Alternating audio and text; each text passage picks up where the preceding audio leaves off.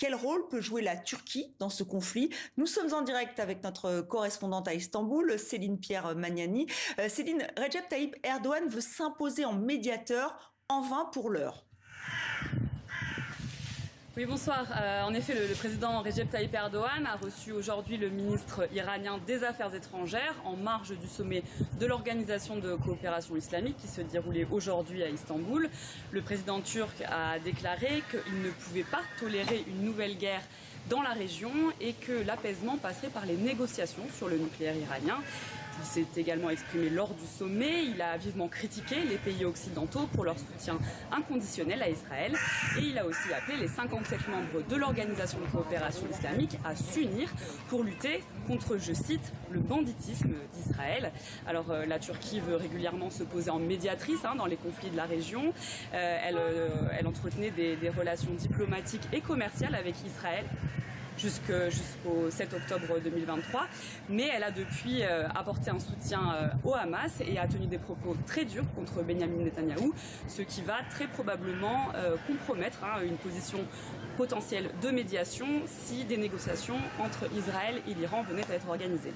Et quels sont les risques pour la Turquie si le conflit venait à prendre de l'ampleur ? Alors comme beaucoup de pays de la région, la Turquie joue gros sur ce conflit, d'un point de vue sécuritaire d'abord, puisqu'elle a des bases américaines sur son sol et que potentiellement si les États-Unis venaient à intervenir, elle risque des représailles iraniennes sur son sol, notamment à Adana par exemple, la base d'Incirlik qui est pas très proche de la Syrie. Sur le plan migratoire également, elle craint un scénario un peu à la syrienne entre 2011 et 2024. Tout au long du conflit en Syrie, la Turquie a accueilli des millions de Syriens sur son sol et elle craint qu'un scénario similaire se rejoue avec des Iraniens qui viendraient en masse se réfugier sur le territoire turc.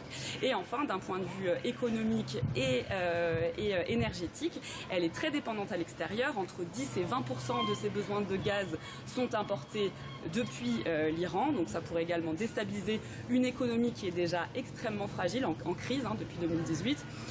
Et enfin, un dernier point et non des moindres, elle craint également une résurgence des velléités d'autonomie des Kurdes sur le sol.